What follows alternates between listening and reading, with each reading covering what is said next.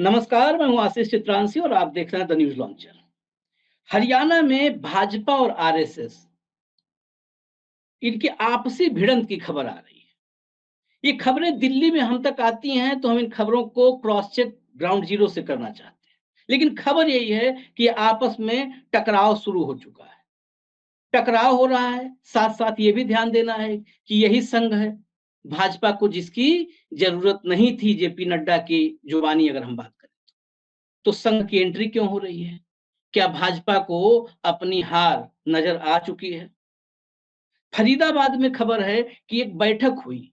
उस बैठक में जो संघ ने फॉर्मूला रखा, वो स्वयंभू कहें या कथित कहें, जो चाणक्य हैं भाजपा के, उनके फॉर्मूले से बिल्कुल अलग फॉर्मूला था और दोनों फॉर्मूले में किसी फॉर्मूले पर सहमति नहीं बनी।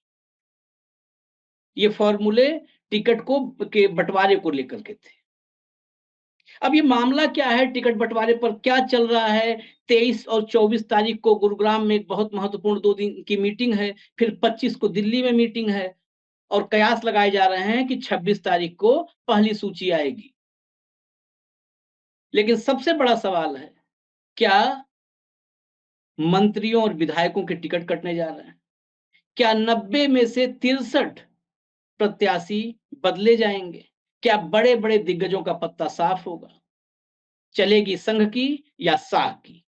इसी पर चर्चा करने के लिए हमारे साथ हरियाणा की राजनीति के जो सबसे बेहतर जानकार हैं, जो नब्ज को बहुत बारीकी से पकड़ते हैं, ऐसे साथी जुड़े हुए हैं। धर्मेंद्र कंवारी संपादक हैं गुरुकुल ऑफ पॉलिटिक्स के, पॉलिटिकल गुरुकुल ही उन्होंने खोल रखा है, उनको आप लोग देखा करिए। सिंधु साहब हैं, जगदीप सिंह सिंधु हमारे साथ हैं, न्यूज़ लॉन्चर परिवार के ही हिस्सा हैं। और बलवंत तक्षक साहब हैं, हरियाणा की राजनीति को बड़े लंबे वक्त से देख रहे हैं, हरियाणा के सबसे मजे हुए, सबसे वरिष्ठ पत्रकारों में से एक।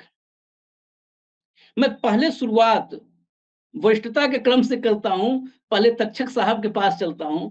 तक्षक साहब, ये खबर क्या फरीदाबाद की मीटिंग में संघ ने एक फॉर्मूला रखा, जो जानकारी हमें मिल रही है। संघ ने कहा कि 70% जो प्रत्याशी 2019 में थे, उन प्रत्याशियों में से 70% हटा दिए जाएं, नए नाम लाए जाएं और 70% हटेंगे तो तमाम मंत्री की भी छुट्टी होगी, तमाम विधायक भी लिस्ट से बाहर होंगे। लेकिन जो बीजेपी है, प्रदेश बीजेपी, वो पुराने नामों के साथ ही चलना चाहती है। इस खबर में कितनी सच्चाई है और इस टकराव का क्या नतीजा हो सकता है हरियाणा के चुनाव में? चित्रांशी साहब, मैं आपको ये कहूंगा कि भारतीय जनता पार्टी ने 26 तारीख को जो अपनी पहली सूची जारी करने की बात कही है, उसमें आमतौर पर वही चेहरे होंगे जो लगातार चुनाव लड़ते रहे और जिन पर सीट डिस्ट्रीब्यूशन के लिए कोई डिस्प्यूट नहीं है। लेकिन आरएसएस की ये इच्छा है कि बहुत सारे चेहरे बदल दिए जाने चाहिए, युवाओं को आगे आने का मौका मिलना चाहिए। ऐसी सूरत में अभी एक वीडियो वायरल हो रहा है, जो कैथल के विधायक हैं लीलाराम गुर्जर, वो किसी को कह रहे हैं कि ये आरएसएस जो है बीच में अड़ंगे डालता है, दिक्कतें पैदा करता है, कौन है ये आरएसएस का जो एक बड़ा नेता है। मतलब जाहिर है कि लीलाराम गुर्जर की रिकॉर्डिंग उसी व्यक्ति ने की होगी जो उनको सबसे ज्यादा भरोसे का आदमी होगा, और उस रिकॉर्डिंग के बाद उसने वो वीडियो वायरल कर दिया है। लीलाराम गुर्जर के लिए अब सफाई देनी मुश्किल हो गई है। जाहिर है कि उन हो सकता है मुख्यमंत्री खट्टर साहब के वो गुड बुक्स में नहीं थे और उनकी टिकट काटने की पहले से भी चर्चाएं थी। अब हो सकता है उनकी टिकट पक्के तौर पे कट जाए। तो ये तो एक वीडियो वायरल हुआ है, लेकिन भाजपा के तमाम नेताओं में इस तरह की चर्चा है कि ज्यादातर टिकटें कटेंगी मौजूदा विधायकों की और मंत्रियों की भी। इसकी एक वजह यह भी है कि 2019 के चुनाव में खट्टर साहब दूसरी बार भाजपा को 40 सीटें तो दिलवा ले गए, लेकिन उनकी कैबिनेट में जितने भी मंत्री थे, अगर अनिल विज को छोड़ दिया जाए तो ज्यादातर मंत्री चुनाव हार गए थे। यानी कि परफॉर्मेंस भाजपा मंत्रियों की अब भी वैसी है जैसी पहले थी। मुझे लगता है कि जिन मंत्रियों के टिकट कटेंगे, वो अपने पार्टी के भीतर जो उनके विरोधी होंगे, वो उनको चुनाव जीतने में सहायक नहीं होंगे, बल्कि उनको चुनाव हराने की कोशिश करेंगे। क्योंकि कोई भी उम्मीदवार जो एक बार जीतता है वो चाहता है मैं हारूं चाहे जीतूं, मेरी सीट पे कोई नया उम्मीदवार नहीं आना चाहिए, और अगर वो जीत गया तो मेरा नंबर हमेशा के लिए कट जाएगा। ऐसे में ये एक दुधारी तलवार की तरह होगा। भाजपा जितने लोगों के टिकट काटेगी, उन सीटों पर अपने उम्मीदवारों को जिताने के लिए जितनी कोशिश करेगी, उतने ही जिन लोगों की टिकट कटेगी वो पार्टी को हराने की कोशिश करेंगे। दूसरा, भारतीय जनता पार्टी में चित्रांशु जी, जो जो सबसे बड़ी दिक्कत की बात यह है कि 10 साल भाजपा सत्ता में रहने के बावजूद 6 सीटों पर उन्होंने बाहर के उम्मीदवार खड़े करे लोकसभा में, और अभी किरण चौधरी कुछ दिन पहले आई थी, जो राज्यसभा के टिकट के दावेदार थे, भाजपा के जो बड़े नेता थे, वो देखते रह गए। 2 महीने के भीतर किरण चौधरी शामिल हुई, टिकट ले लिया, और आने वाले विधानसभा चुनाव में उनकी बेटी को तोशाम विधानसभा क्षेत्र से श्रुति चौधरी भाजपा के उम्मीदवार हों तो कोई आश्चर्य नहीं होगा। आरएसएस और बीजेपी में इस बात पे भी एक झगड़ा बताया जा रहा है कि परिवार के लोगों को टिकट नहीं देना है। तो आप देखिए, अहिरवाल क्षेत्र के जो सबसे बड़े लीडर हैं राव इंद्रजीत सिंह, वो भारतीय जनता पार्टी की सरकार में लगातार तीसरी बार मंत्री बने, और दुर्भाग्य यह है कि उनके बाद आने वाले लोग कैबिनेट मिनिस्टर बन गए। वो मनमोहन सिंह की सरकार में डिफेंस राज्य मंत्री थे, फिर राज्य मंत्री बने बीजेपी में, फिर राज्य मंत्री बने, और अब भी राज्य मंत्री हैं, और उनके पास महकमे ऐसे हैं जहां पब्लिक डीलिंग का कोई काम नहीं है। प्रोग्राम इम्प्लीमेंटेशन मिनिस्ट्री, यानी कि अहिरवाल के क्षेत्र के लोगों को ये भी नहीं पता कि इस महकमे में होता क्या है, इसका दफ्तर कहाँ है, इसमें कितने कर्मचारी हैं। और खुद राव इंद्रजीत सिंह गाए बगाए जब भी कोई कार्यकर्ता सम्मेलन करते हैं या रैली करते हैं, तो उनका दर्द छलकता है कि मुझे अभी भी डिफेंस मिनिस्टर, इन्होंने राज्य मंत्री का दर्जा दिया हुआ है, कैबिनेट मंत्री का दर्जा नहीं दिया। ऐसी सूरत में अगर राव इंद्रजीत सिंह की बेटी आरती राव को भाजपा ने इस बार टिकट नहीं दिया, तो आप मान के चलिए चित्रांशी जी, वो उनकी बेटी हर हालत में चुनाव लड़ेगी, चाहे वो उनकी इंसाफ मंच के आधार पर लड़े, चाहे कांग्रेस के टिकट पर लड़े, चाहे बीजेपी टिकट दे। अगर वो चुनाव भाजपा के टिकट पे नहीं लड़ती हैं, तो अहिरवाल क्षेत्र जो भाजपा का सबसे बड़ा मजबूत किला है, वहां भी भाजपा को नुकसान उठाना पड़ेगा। और मोटी बात तो यह है कि हरियाणा में तीसरी बार किसी पार्टी की आज तक सरकार बनी नहीं है, तो 10 साल की एंटी इनकम्बेंसी, राव इंद्रजीत सिंह अगर मदद नहीं करते तो उसका नुकसान, और मंत्रियों की कारगुजारी। ऐसी सूरत में भाजपा की संभावनाएं पहले ही बहुत कम है। अगर आरएसएस के और बीजेपी के बीच में खींचतान रही तो और नुकसान उठाना पड़ सकता है। बिल्कुल तक्षक साहब, और आपने राव इंद्रजीत सिंह का नाम लिया, उनके जख्म तो बहुत गहरे हैं। अगर 10 साल में किसी के साथ सबसे ज्यादा छल हुआ है तो राव इंद्रजीत सिंह के साथ हुआ है। जो सबसे सरकार बनाने में सबसे बड़ा योगदान अहिरवाल का ही रहा है, चाहे 14 हो चाहे 19 हो। मैं धर्मेंद्र कुमारी साहब के पास आऊंगा।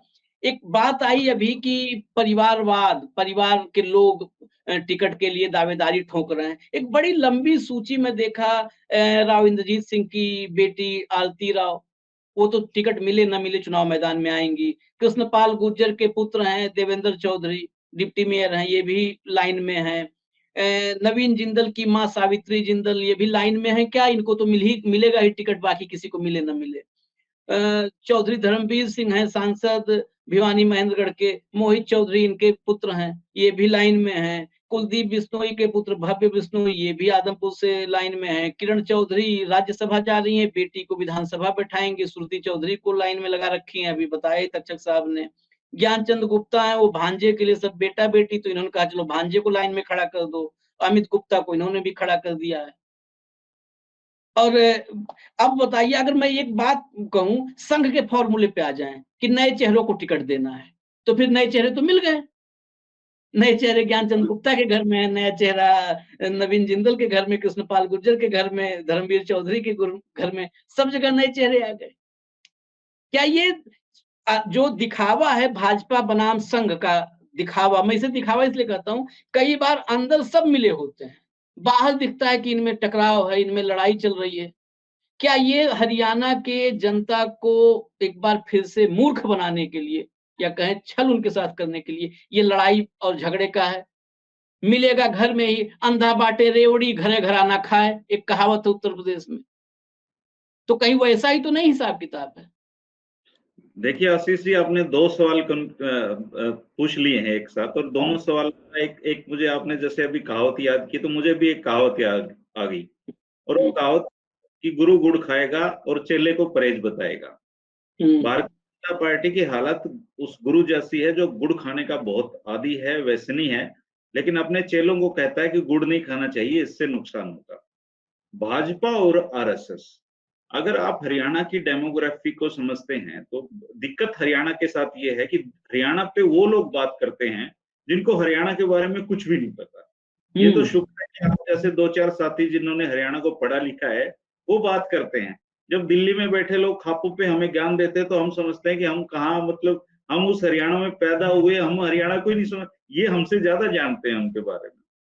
हरियाणा में अगर आप आरएसएस देखें तो आरएसएस की हालत उस पिता जैसी हो गई है जिसने जीवन में बहुत कमाया, लेकिन आज उसके बच्चे उसको पूछते नहीं है, घर के कोने में खाट पे अपने जीवन की समाप्ति का इंतजार वो कर रहे हैं।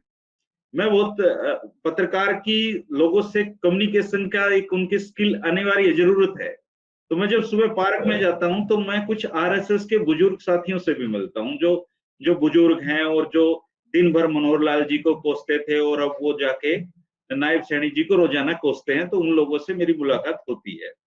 तो जब उनसे बातचीत होती है तो वो कहते हैं कि सत्यानाश कर दिया इन्होंने सरकार का।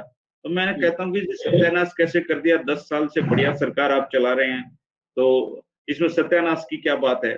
तो वो एग्जाम्पल देते हैं कि जो जिन लोगों ने भारतीय जनता पार्टी को सत्ता में लाने के लिए अपना जीवन खपा दिया, उनमें से एक भी नाम ऐसा बताओ जो मनोहर लाल खट्टर ने जिसको कुछ ओबलाइज किया हो, जिसको हरियाणा में कुछ दायित्व दिया हो। तो मैं जब उनसे कहता हूँ कि ये सवाल आप मुझसे क्यों पूछ रहे हो, ये सवाल आप मनोहर लाल खट्टर से क्यों नहीं पूछते, क्योंकि सरकार तो उन्होंने चलाई है। तो वो कहते हैं कि वो सुने तो पूछे ना, वो तो मिलता ही नहीं हमारे से। तो हरियाणा में 10 साल में जो खाई भारतीय जनता पार्टी और आरएसएस के बीच में थी, वो बढ़ती बढ़ती बढ़ती बढ़ती दरारें वो अब वो एक अंधहीन गुफा में तब्दील हो गई है। आरएसएस के लोगों का उनमें उनके घर में भी मजाक बनाया जाता है कि तुम इतने साल से आरएसएस में थे, तुम्हें क्या मिला। तो आरएसएस के लोग तो उपेक्षित हैं सर, बहुत पीड़ित हैं, बहुत उनकी पीड़ाओं का आप अंदाजा भी नहीं लगा सकते, इतने पीड़ित हैं। आरएसएस के कुछ लोग जरूर हैं जिन्होंने मनोहर लाल खट्टर से सांठ-गांठ करके गुड़गांव, फरीदाबाद में और कुछ सीएलयू में कुछ पैसा बनाया है। बहुत सारे लोग ऐसे हैं आरएसएस के, मैं जानता हूं, जो साइकिल से मर्सिडीज पे आ गए हैं इस पे। लेकिन उनकी जो तादाद है वो 5-10 से ज्यादा नहीं है, वो 4-5 ही लोग हैं। बाकी आरएसएस के लोग तो वंदे मातरम गाने सुनाने के लिए, पार्कों में सुबह लाठी घुमाने के लिए, उसके लिए छोड़ रखे थे इन्होंने।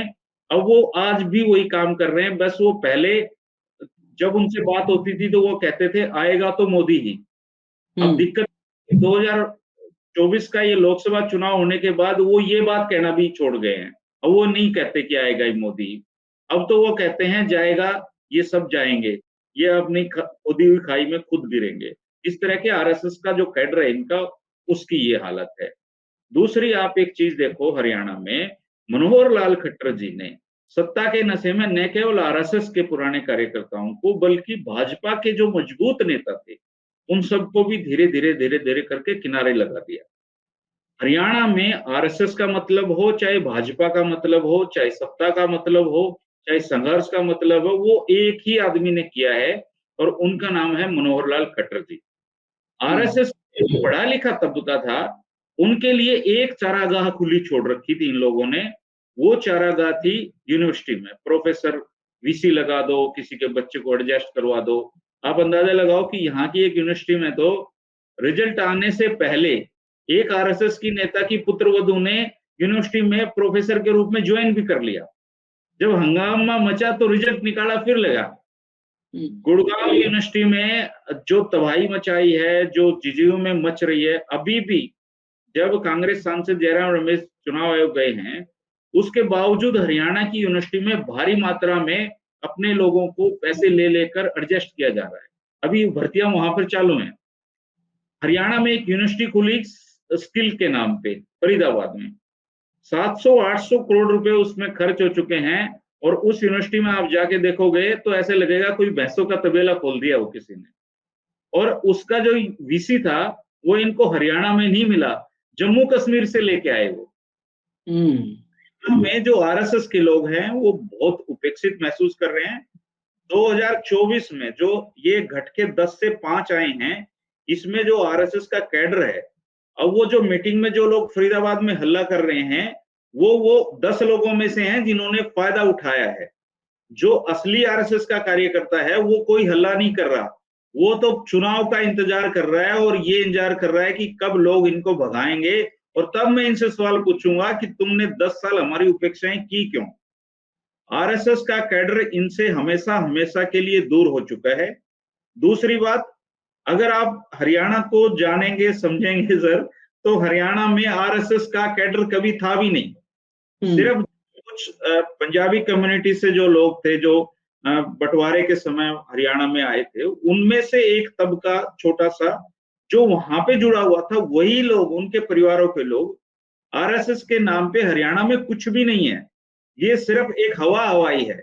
आरएसएस की हालत वो है कि एक मेले में एक लठ उठाए आदमी घूम रहा था, उसको कोई नोटिस नहीं करेगा। मेले में बहुत सारी चीजें होती हैं, तो उन्हें कोई पूछ ही नहीं रहा है, तो अपने बेटे से कहा कि तू ही पूछ मुझसे कि मैं कौन हूं। तो उन्हें कहा जी आप कौन? बोला मैं चौधरी हूं। तो आरएसएस ऐसे ही सुक्का घूम रहा चौधरी है यहाँ पे, इसको कोई नहीं पूछ रहा। मनोहर लाल जी ने आरएसएस नाम के पेड़ की, सत्ता के पेड़ की जो शाखाएं थी, उनको काट काट के, जड़ खोद के पेड़ को सुखा दिया है। और इसका जो ट्रेलर है वो लोकसभा में लोगों ने दिखा दिया। और अब जो पूरी पिक्चर है, इनको ये टिकट बदल लो सारी, 90 की 90 सीटें बदल लो, तब भी इनके हाथ कुछ नहीं आना है।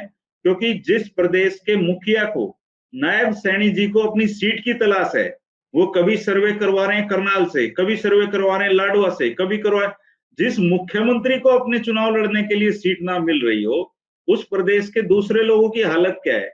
हमारे हरियाणा में चुटकुले बहुत सुनाते हैं। एक दरोगा जी कहीं किसी गांव में केस के सिलसिले में सरपंच के पास गए और रात को रुकना पड़ गया। तो सरपंच ने पूछा, दरोगा जी क्या खाओगे आप? बोले जी मैं तो दलिया खाऊंगा। तो उनके सिपाहियों ने पूछा, बोले जी आप क्या खाओगे? बोले जी दलिया, अगर हमारा दरोगा दलिया खाएगा तो हमारे लिए तो भैंसों का वाला चारा दे दो आप। तो आरएसएस के जो लोग हैं, ये तो सर भैंसों के चारे पे आए हुए हैं बेचारे। जब मुखिया को सीट नहीं मिल रही लड़ने के लिए, तो दूसरे लोगों की गुंजाइश कहाँ है। हालांकि फिर भी अगर ये ऐसा कर पाते हैं किसी के दबाव में भी कि सीट बदल दें, बहुत लोगों के चेहरे बदल दें, तो ये है कि एक सम्मानजनक पोजीशन पे ये लोग रह सकते हैं। क्योंकि वर्तमान में जो लोग 10 साल से सत्ता की मलाई खा रहे हैं, उनका तो बहुत बुरा हाल है। और रही परिवारवाद की बात, तो प्रधानमंत्री नरेंद्र मोदी जी संसद में ये कह चुके हैं कि उनको परिवारवाद से कोई दिक्कत नहीं है, उनको सिर्फ कांग्रेस के परिवारवाद से दिक्कत है। इसके पाप, ऐसा कोई पाप नहीं है राजनीति में जो कांग्रेस ने ना किया हो, और ऐसा कोई पाप नहीं है जिसका अनुसरण बीजेपी ने ना किया हो। ये दोनों बिल्कुल एक जैसे हैं। बस फर्क सिर्फ इतना है कि कांग्रेस के लोग कभी भी अपनी ईमानदारी का ढिंढोरा नहीं पीटते। वो कहते हैं हम तो जैसे हैं तुम्हें दिखाई दे रहे हैं, हमारा तो सबको पता ही है। ये वो लोग हैं बीजेपी वाले जो ईमानदारी का ढिंढोरा पीटते हैं, सुचिता का ढिंढोरा पीटते हैं, काम इसके बिल्कुल ठीक उलट करते हैं। इनके यहाँ परिक्रमाएं करते हैं लोग। आप हरियाणा के अगर बहुत सारे वीसी तो वास्तव में ऐसे हैं जिन्होंने जब से लगे हैं हरियाणा में शिक्षा की स्तर का इन्होंने बंटाधार कर दिया है। यूनिवर्सिटीज में आरएसएस के कार्यक्रम होते रहे, और हरियाणा के लोग चतुर बहुत हैं। उनको जब लगा कि अब आरएसएस बहुत प्रमुख भूमिका में आएगा क्योंकि सरकार इनकी है, तो लोग अपनी वो निक्कर पहन पहन के खाकी आरएसएस में कूद गए। और मेरा दादा आरएसएस में था, मेरा बाप आरएसएस में था। जबकि सच्चाई ये है कि हरियाणा के लोगों का आरएसएस से कोई लेना देना नहीं है, और जिन लोगों को फायदा उठाना था वो लोग आरएसएस में भी कूद गए। जुगाड़ू लोग थे, वो फायदा भी उठा गए। लेकिन जो मूल आरएसएस के कार्यकर्ता थे, जो बहुत, जिनके लिए आरएसएस का मतलब ये था कि हम बहुत निष्ठा से इस संगठन में काम करेंगे, हमारे लिए माँ भारती की सेवा करनी है, वो बेचारे सेवा करते रहे। मेवा कोई और खा गया इनकी। तो अब ये जो लड़ाई है, ये फरीदाबाद में जो लड़ाई आप देख रहे हैं, ये लड़ाई आप मेवा खाने वालों के बीच की लड़ाई है। आरएसएस में भी जिन्होंने फायदा उठाया उनके बीच की, सत्ता में जिन्होंने फायदा उठाया उनके बीच की। और अब इनको ये डर सता रहा है कि कहीं सरकार चली जाए और फिर हमारा क्या होगा। क्योंकि लोग तो तैयार बैठे हैं, इन्होंने जिन जिन लोगों के हक मारे हैं, जिन जिन लोगों को सुपरसीड करके अयोग्य लोगों को इन्होंने यूनिवर्सिटीज में अलग अलग पद दिलाए हैं, अब उनकी हालत क्या होगी आप देखिए, अंदाजा लगाइए। हरियाणा में इन लोगों को वोट मांगने के लिए बहुत साहस लाना पड़ेगा। अब आप देखिए, चुनाव जब से डिक्लेयर हुए हैं, बीजेपी मीटिंग पे मीटिंग करती जा रही है। अरे मीटिंग करने का समय नहीं है भाई, ये वोट मांगने का समय है। नहीं नहीं, नहीं? देखिए धर्मेंद्र भाई, दरअसल दरअसल जनता की गलती है। भाजपा के 3 काम में बहुत पहले से हम लोग तो बहुत करीब से संघ को देखे। हरियाणा में संघ की जड़ें भले मजबूत नहीं है, लेकिन यूपी वगैरह में तो बहुत करीब से हमने देखा। तो पूछते थे हम लोग अपने साथियों से कि भाई क्या हुआ आज? तो कहते थे कुछ नहीं हुआ भैया, बस भाजपा के 3 काम, बैठक, भोजन और विश्राम। हाँ जी, वही है। तो वही आज भी चल रहा है। लेकिन एक बात है, जब खट्टर साहब की तारीफ मैं सुनता हूँ तक्षक साहब से, आपसे, तो लगता है कि वाकई नरेंद्र मोदी को अगर कोई चुनौती दे रहा है तो वही दे रहे हैं। अ, जिस तरीके से उन्होंने निपटाया है लोगों को, निपटाने के मामले में अगर मोदी और शाह को कोई चुनौती दे रहा है तो सिर्फ मनोहर लाल खट्टर दे बिल्कुल, रहे हैं। मनोहर लाल खट्टर जी ने नरेंद्र मोदी जी की दोस्ती का जो नाजायज फायदा उठाया है, हम्म। उसका ऐसा उदाहरण पूरे भारत में दूसरा तो मुझे तो दिखाई नहीं देता है। नहीं, नहीं, वो अब जो मैं इसी सवाल पे जा रहा हूँ सिंधु साहब के पास, क्योंकि मुझे लगता है कि नरेंद्र मोदी से ही सीखा है उन्होंने। भई नरेंद्र मोदी ने बताया था कि एक ही मोटरसाइकिल पे आते थे, एक ही दरी पे सोते थे। तो अगर निपटाएँगे नहीं और अपने ही कार्यकर्ताओं को सिंधु साहब अगर आगे बढ़ा देंगे, तो ऐसा तो है नहीं कि फिर कभी द ऐसी नौबत ना आए कि दरी पे सोना पड़े। वक़्त है, कभी बदल जाए, फिर दरी पे सोना पड़ेगा। तो दरी बिछाएगा कौन? जब सब आगे बढ़ जाएँगे तो दरी बिछाने वाला ही नहीं मिलेगा। तो इसीलिए दरी बिछाने वालों को उसी जगह पे रखा है कि जब भी मौका मिले फिर दरी पे सोना पड़े तो दरी वही बिछाएँ। ख़ैर, आते हैं हम थोड़ा-सा फैक्चुअल जानकारियों पर। 25 को केंद्रीय चुनाव समिति की बैठक है और 23-24 को प्रदेश चुनाव समिति की गुरुग्राम में बैठक है। इसमें जो आरएसएस है ये 2-2 नाम की सूची लेके जा रही है, भाजपा 3-3 नाम की सूची तैयार की है और इसमें से 2 या 3 नामों की सूची जाएगी केंद्रीय चुनाव समिति में। अब जिस रिपोर्ट को मैं देख रहा था, उस रिपोर्ट में, एक रिपोर्ट मैंने देखी, उस रिपोर्ट का, हालाँकि उस रिपोर्ट का पोस्टमार्टम धर्मेंद्र जी ने कर दिया है पहले ही। उसके मुताबिक संघ चाहता है कि मेरी चले, क्योंकि भाजपा से ज़्यादा ताकतवर हम हैं, वहाँ पे 4 लाख तो उनके एक्टिव मेंबर्स हैं, जो बिल्कुल दिन-रात लगे हुए हैं। तो संघ चाहता है हमारे हिसाब से वो। शाह के पास आने के बाद आपको क्या लगता है, कृष्ण गोपाल, डॉक्टर कृष्ण गोपाल, अरुण कुमार, अरुण कुमार पूरा कई बार लोग नहीं बताते, अरुण कुमार खन्ना शायद हैं। तो अरुण कुमार और अमित शाह और खट्टर, क्या ये, मुझे कई बार डाउट होता है कि मुझे लगता है कि सब एक ही हैं। सिंधु साहब। आशीष जी, जहां तक भारतीय जनता पार्टी का सवाल है और आज की जो भारतीय जनता पार्टी है और अभी जो हालात हैं, वो भारतीय जनता पार्टी राजनीति में बहुत पुराने टाइम से, और वो भारतीय राजनीति की हालात को भी जानते हैं, राजनीति के हालात, इस तरह के परिणामों को भी जानते हैं। इन सब चीजों को देखते हुए भारतीय जनता पार्टी जिस प्रकार से अपने प्रयासों में है, और जो संघ भारतीय जनता पार्टी को कभी चलाता रहा, कभी उसका आदर्श रहा या उसको एक लाइन ऑफ थॉट देता रहा, अब उसकी जिस प्रकार से उपेक्षा हुई है और गवर्नेंस के मामले में, और जब से ये मोदी काल शुरू हुआ है, वो सबने देखा है और उसी का परिणाम है और उसी के पैटर्न पे हरियाणा में ये चल रहा है। और जिस तरह से ये हुआ है, जो आप कह रहे हो कि सभी एक है, तो अगर संघ को भीतर से देखा जाए तो ये आप निश्चित तौर पे कह सकते हैं कि वहां जो एक विचार चलता है, उसी विचार के इर्द-गिर्द जिस तरह से सभी इकट्ठे होते हैं, वो एक परंपरा है वहां। उस विचार के विपरीत वहां कोई आवाज नहीं आती, या उस विचार के लिए कोई दूसरा विचार उसके समानांतर नहीं आता।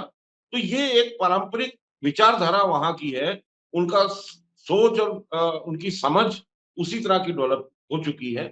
तो यहाँ जो भी इन 4 लोगों ने अगर कुछ तय कर लिया, तो उसी को अब पार्टी की लाइन में आगे आप होता देखेंगे, उसका प्रतिबिंब देखेंगे। और जो संघ है, संघ की अपनी जो लड़ाई है, आज वो दोबारा उठने लगी है, लेकिन जो वो संघ के लोग थे, जैसे धर्मेंद्र ने बताया कि हरियाणा में संघ का कोई काडर नहीं। आपको बता दूं कि मैं संघ को सन 1980 से देखता आ रहा हूँ, हरियाणा में उनकी क्या गतिविधि है। इतने बड़े शहर में, हर एक शहर में मैं ये कह सकता हूँ कि 15 से 20 लोग ऐसे हैं जो संघ के पुराने लोग हैं। 25 से लेकर 100 तक ऐसे लोग हैं जो 90 के दशक के बाद जुड़े होंगे, और कुछ अब जो हजारों की संख्या दिखाई देती है, ये सारे 2012 के बाद जुड़े हुए हैं, जब अन्ना हजारे आंदोलन हुआ। तो ये इसकी संघ की यहाँ जो आप विस्तार की बात करें, और वो वह लोग हैं जो संघ के स्थायी सदस्य नहीं है, वो कहने को संघी।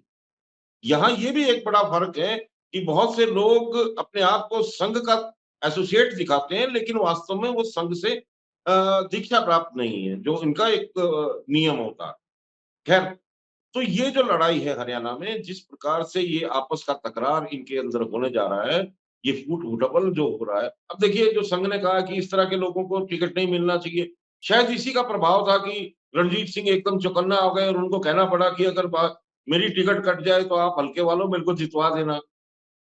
तो ये बहुत से ऐसे एग्जाम्पल आ रहे हैं सामने, और जैसे तक्षक साहब ने बताया कि बहुत से वीडियो आने वाले समय में वायरल हो जाएंगे।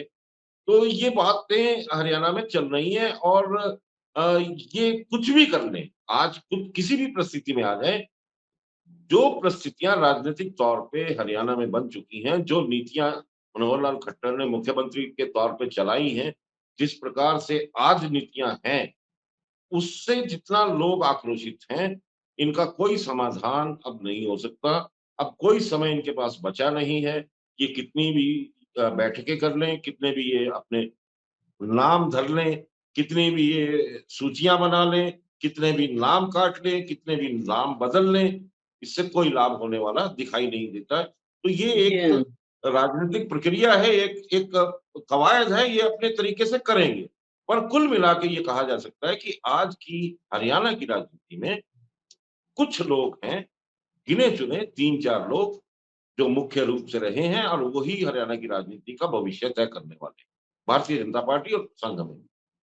कुल मिला के आपने जो कहा बिल्कुल कि कुछ भी कितनी भी बैठ के कर लें, आखिर में करना है भोजन और फिर उसके बाद विश्राम। यही कहने का मतलब है, बैठक कितनी भी कर लें।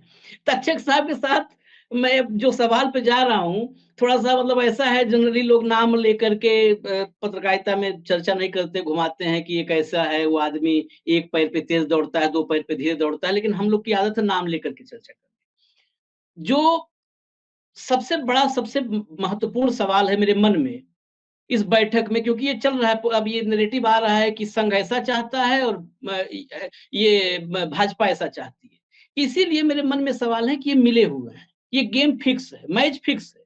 उस मैच फिक्सिंग पर सवाल है। मेरी जानकारी में जो एक बात आई कि ये मनोहर लाल खट्टर, और मनोहर लाल खट्टर को अगर सबसे ज़्यादा किसी का सहयोग मिला है, वैचारिक सहयोग से लेकर के और फिज़िकली सहयोग तक, मोदी के अलावा, शाह के अलावा, तो इस बैठक में मौजूद जो संघ के 2 नेता थे, उनमें से एक अरुण कुमार। अरुण कुमार मनोहर लाल खट्टर के बहुत ही, मतलब बहुत ज़्यादा अभिन्न रहे हैं और हमेशा उनका आशीर्वाद बना रहा है। ये जानकारी मेरे पास है, गलत भी हो सकती है, मैं दावा नहीं करता। जब ऐसा है कि जब खट्टर और अरुण कुमार एक ही हैं, तो खट्टर भाजपा, प्रदेश भाजपा के हो गए और अरुण कुमार संघ के हो गए। फिर बैठक में टकराव कैसे हो सकता है? अगर तक्षक साहब और आशीष चित्रांशी ये दोनों एक है, तक्षक साहब का आशीर्वाद बना है, मेरे हर जायज और नाजायज काम में तक्षक साहब का हाथ बना हुआ है, और कहीं से कोई खबर छापे कि बिल्कुल तक्षक साहब के और आशीष चित्रांशी के विचार बिल्कुल अलग-अलग थे, दोनों में बहुत बहस हो गई, तो 100% ये दिखावा है, ये प्लांटेड है, मैच फिक्स था हमारे आपके बीच में। तो क्या ये मैच फिक्सिंग है क्या ये? और ये मैच फिक्सिंग है, तो इस मैच फिक्सिंग के पीछे की वजह क्या हो सकती है? आखिर क्यों ये सब ड्रामा? देखिए आशीष जी, एक मैसेज तो भारतीय जनता पार्टी के पास है कि हम सत्ता में वापस आएंगे, ये मुश्किल है। पार्टी को मालूम है, हाईकमान को मालूम है, अगर पार्टी की स्थिति बहुत मजबूत होती तो आप इससे अंदाज लगा लीजिए कि प्रधानमंत्री नरेंद्र मोदी गुड़गांव में आके मनोहर लाल खट्टर साहब की खूब तारीफ करते हैं और अगले दिन उनका इस्तीफा ले लेते हैं। तो उस तारीफ के क्या मायने थे? उनके पास रिपोर्ट ये थी कि भाजपा खट्टर साहब के नेतृत्व में तीसरी बार सत्ता में नहीं आ सकती। तो खट्टर साहब ने अपने ही एक खास वफादार सांसद नायब सिंह सैनी साहब को मुख्यमंत्री बनवा दिया। मुख्यमंत्री बनने के बाद जब नायब सिंह सैनी साहब ने हरियाणा के चक्कर लगाने शुरू किए, तो उनके भाषण की शुरुआत ही एक तरह से मनोहर लाल खट्टर साहब से शुरू होती थी। तो पार्टी हाईकमान ने उनको कहा कि आप इनका जिक्र करना थोड़ा कम कीजिए। अगर खट्टर साहब को ही आगे रख के आपने अपने भाषण देने हैं या लोगों को संबोधित करना है, तो फिर वही चीफ मिनिस्टर रह लेते। अमित शाह साहब का जो गुड़गांव में महेंद्रगढ़ में जो रैली थी बैकवर्ड की, खट्टर साहब को उसमें आमंत्रित नहीं किया गया था। वो मतलब 10 साल 9.5 साल मुख्यमंत्री रहने के बावजूद उस पिछड़ा वर्ग की रैली में नहीं पहुंचे। उस पर भी सवाल जवाब लोगों ने उठाए कि भाई क्यों नहीं आए हो। और मैं आपको आशीष जी ये बताता हूं कि भारतीय जनता पार्टी अपनी उपलब्धि के तौर पर सबसे ज्यादा ढिंडोरा इस बात का पीटती है कि हमने बिना खर्ची पर्ची के सरकारी नौकरियां दी हैं। और नायब सिंह सैनी साहब भी तारीफ करते हैं कि भाई खट्टर साहब ने बिना खर्ची पर्ची के दी, कोई पैसा नहीं चला, और हमारे राज्य में भी नियुक्तियां योग्यता के आधार पर मिलेंगी। मैं आपको इस योग्यता के 2-3 पैमाने बताता हूं आपको। हरियाणा पब्लिक सर्विस कमीशन के दफ्तर में 3 करोड़ रुपए सेक्रेटरी के ऑफिस में पकड़े गए, विजिलेंस ने पकड़े। हमने पूछा खट्टर साहब से कि मुख्यमंत्री जी ये बताइए कि क्या एक सेक्रेटरी किसी नियुक्ति के खुद 3 करोड़ रुपए ले सकता है, और कौन कौन लोग इसमें शामिल थे?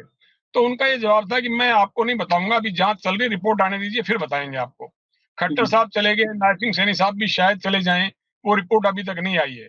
और अगर वो रिपोर्ट पूरी नहीं हुई है तो आशीष जी आप मान के चलिए कि बहुत सारे लोग कांग्रेस की सरकार आने के बाद उस मामले में टंगेंगे, जेल काटेंगे। दूसरी बात, खट्टर साहब कहते हमने ईमानदारी से नौकरियां दी, तो खट्टर साहब ने मुख्यमंत्री रहते हुए अपने हरियाणा कर्मचारी चयन आयोग के चेयरमैन भारत भूषण भारती को सस्पेंड किया।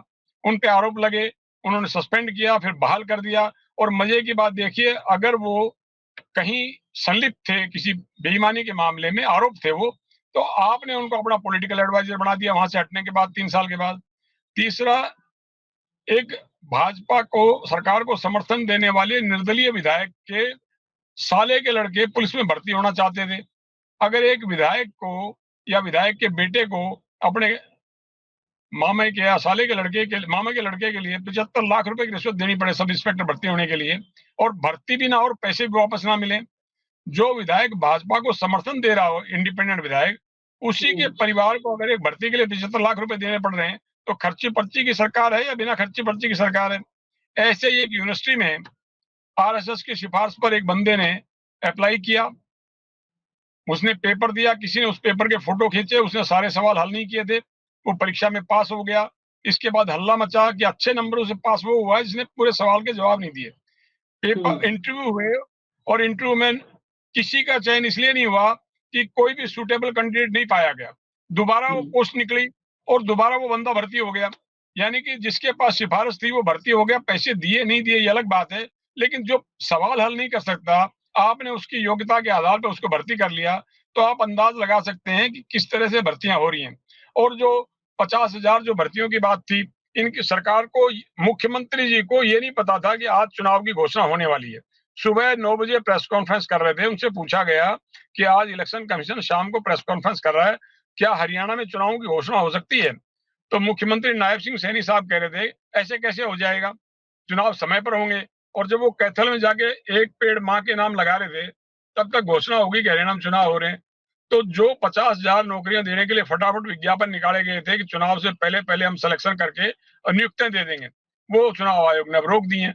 तो एक बिना खर्ची पर्ची के जो दावा किया जा रहा है, जो अपनी सबसे बड़ी भाजपा उपलब्धि बता रही है, मैंने आपको 3-4 उदाहरण बताए हैं, और चुनाव आने दीजिए, इस चीज के भी कितने ही वीडियो वायरल होंगे, सीएलयू के कितने ही वीडियो वायरल होंगे। आप देखेंगे कि भाजपा को जवाब देना मुश्किल हो जाएगा। विरोधियों ने सब तैयारियां कर रखी इनके लिए।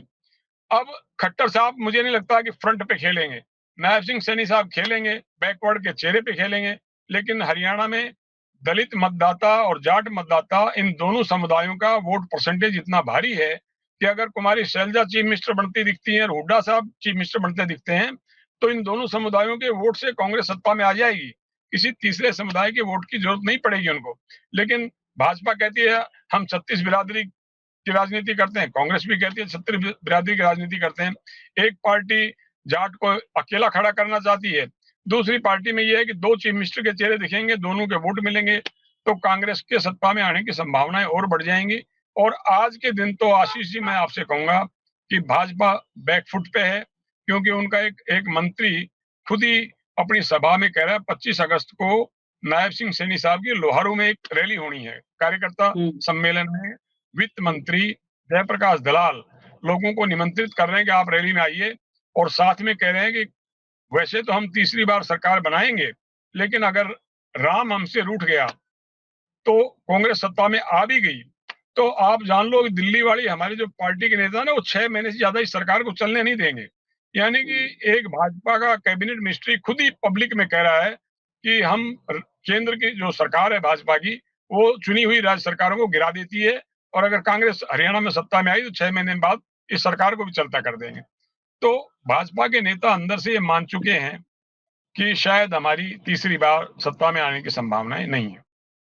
नहीं, खैर आपने जेपी दलाल की आखिर में चर्चा कर दी। मैं तो कल से बोल रहा हूँ कि जेपी दलाल पर, हालांकि इस देश में कुछ ऐसा मुझे लगता नहीं है कि संभव है, नहीं तो स्वतः संज्ञान लेना चाहिए सुप्रीम कोर्ट को भी और इस पर केस करके तत्काल गिरफ्तारी होनी चाहिए। ये जनादेश के अपहरण की बात है।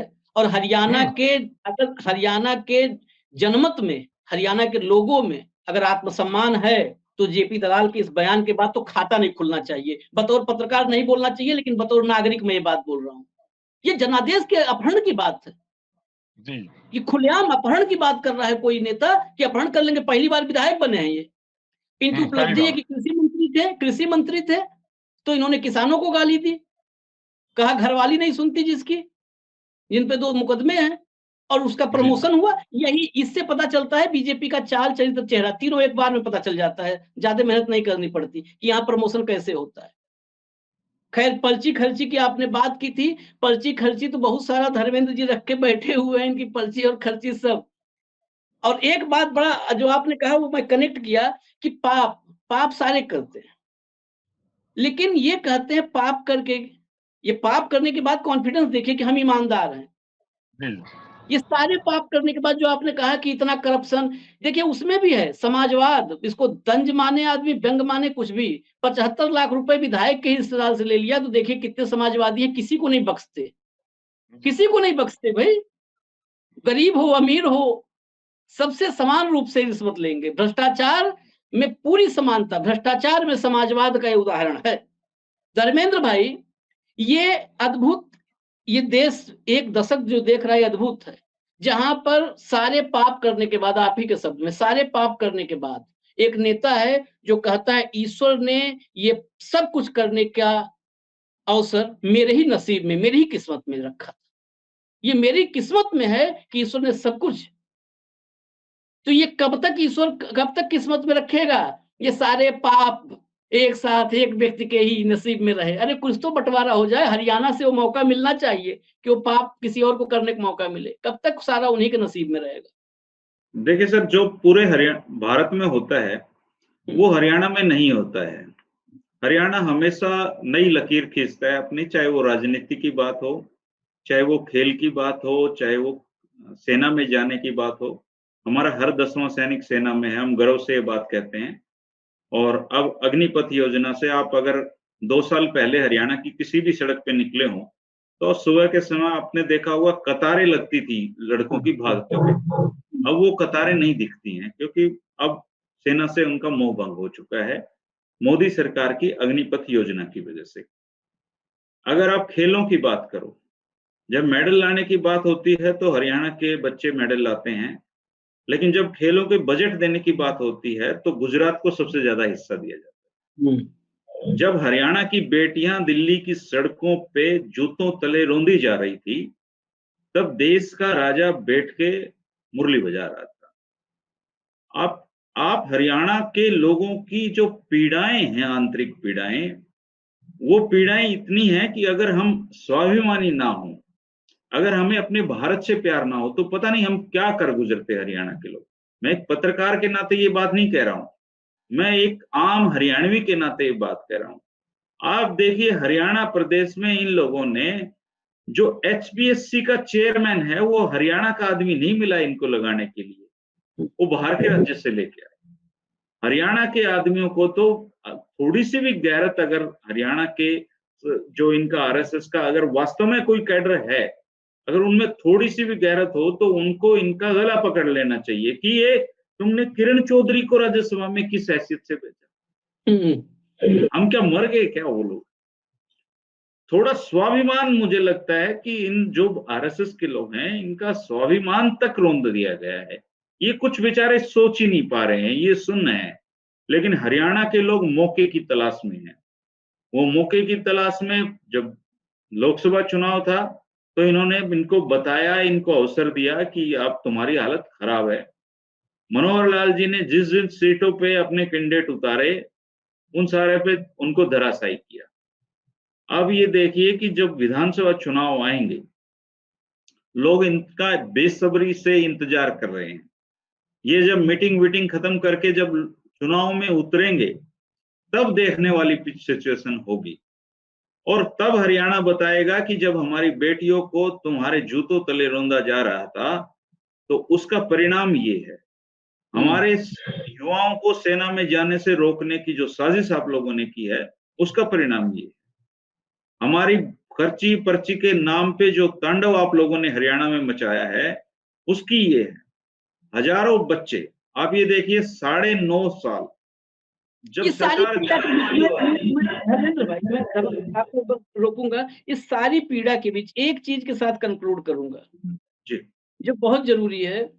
मैं तमाम लोगों से बात करता हूँ, 30-30 सेकंड में यही फाइनल कमेंट होगा।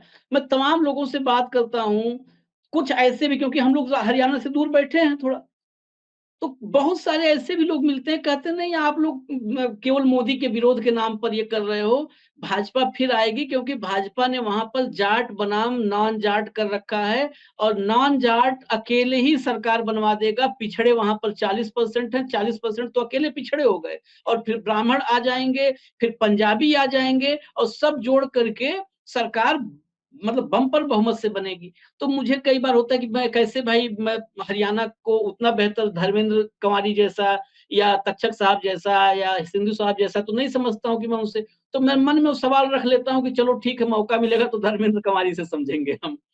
तो उन लोगों के लिए क्या जवाब दिया जाए, मैं कैसे समझाऊं उनको? मुझे आशीष जी, लगता है कि कई बार में सही है। भाजपा की हालत ऐसी हो गई है जैसे शोले फिल्म में असरानी जी की हो गई थी। उन्होंने अपने जो सिपाही थे उनको कहा आधे उधर जाओ और बाकी मेरे पीछे आ जाओ। तो आज ये असरानी की तरह अकेले खड़े हैं। आप ये देखिए, अगर इनका ओबीसी का फॉर्मूला अगर चलता तो जहां पे सैनी समुदाय, जिससे नायब सैनी जी आते हैं, रोहतक में झज्जर में उनकी भारी संख्या है, और उन लोगों ने बल्क में कांग्रेस को वोट दिया। ये चाहते थे, कास्ट पॉलिटिक्स बीजेपी को बहुत शूट करती है, लेकिन इस बार पहली बार हरियाणा में ऐसा हुआ कि जाट कम्युनिटी के लोग आए आगे, उन्होंने कहा कि जी हमें टिकट चाहिए ही नहीं, सोनीपत से आप हमारे ब्राह्मण समुदाय को दे दो। हिसार में वो टिकट मांग रहे थे चंद्रमोहन बिश्नोई के लिए, उनको तो उन्होंने टिकट मांगी ही नहीं। तो जो क्लैश था, जो 2016 में प्रदेश में जो हुआ, 36 बिरादरी का जो मैं इनको देखिए, सत्ता में आना कोई बुरी बात नहीं है। कांग्रेस सत्ता का में थी, उसके बाद बीजेपी में आई सत्ता, जबरदस्ती नहीं आए, लोग लेके आए थे इनको।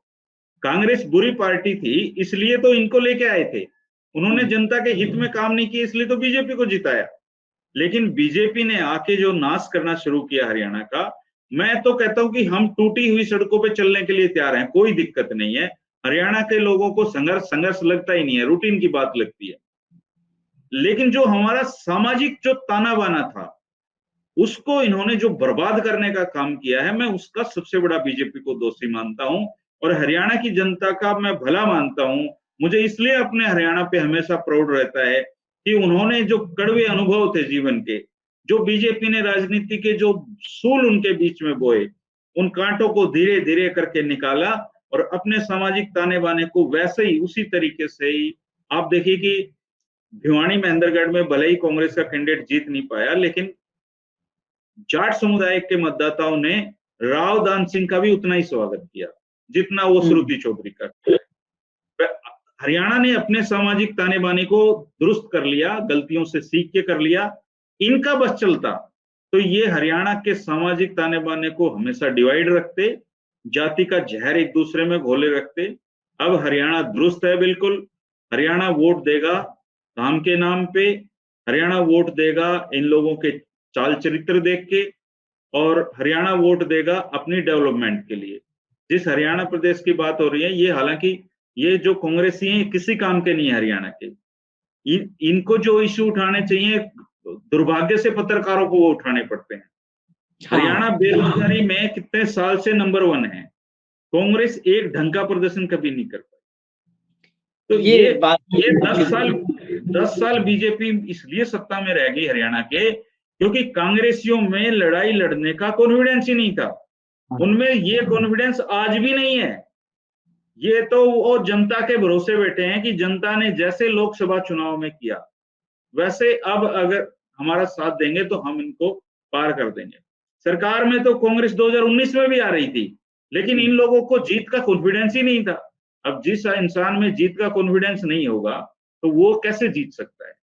कांग्रेस पार्टी को चाहिए कि वो लिखित में दे कि सत्ता में आने के बाद हम ये चीज करेंगे, वो लिखित में लोगों को चाहिए, क्योंकि जुमले सुनते सुनते तो कान पक गए हरियाणा के लोगों के। तो जुमले नहीं चाहिए, अब लोगों को विश्वास चाहिए। अगर कांग्रेस पार्टी वो विश्वास दिला पाती है लोगों को तो कांग्रेस को लोग वोट दे देंगे।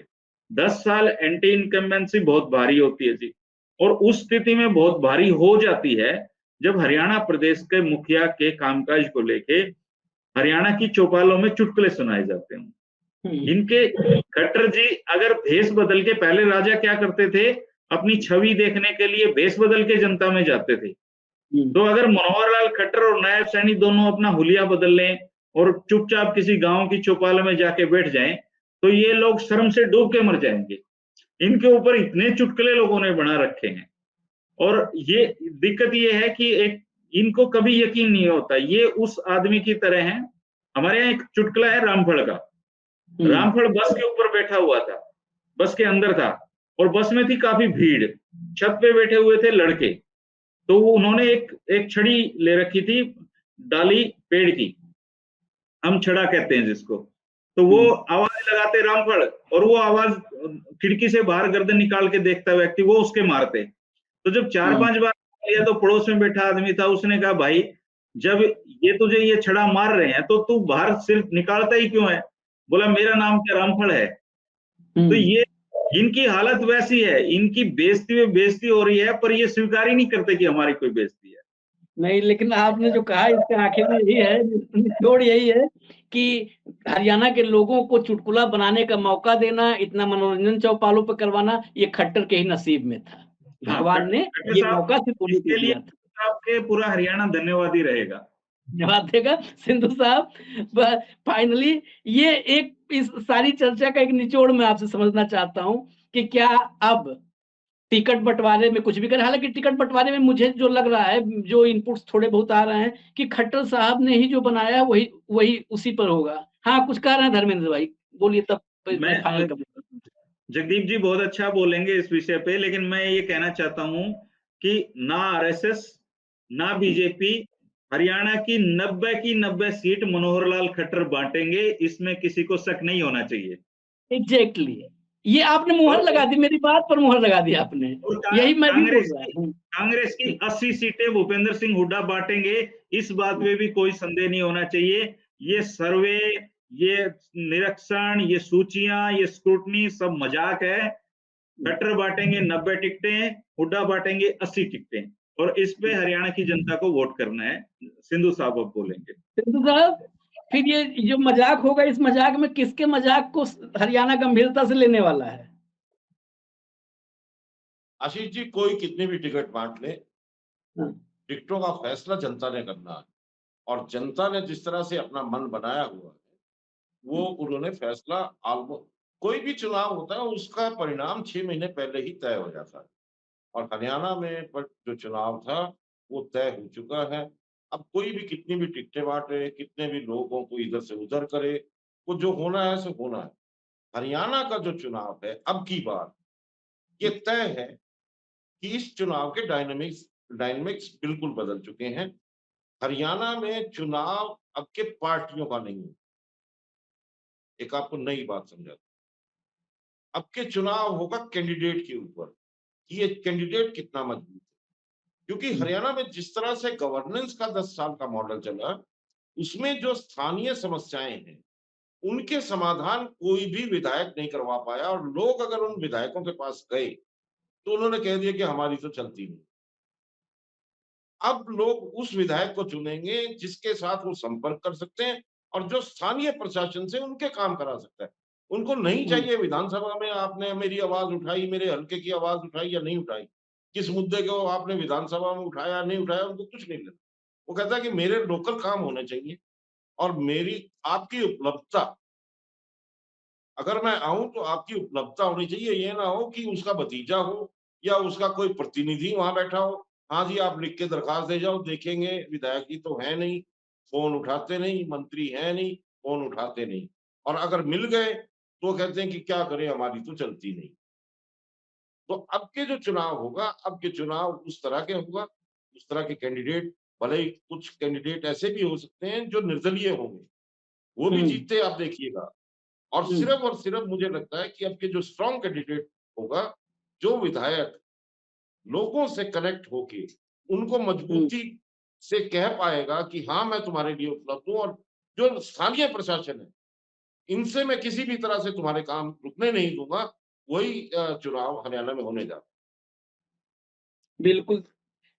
आज हरियाणा के चुनाव में टिकट बँटवारे से पहले मुझे लगता है ये सबसे लंबी चर्चा हो गई।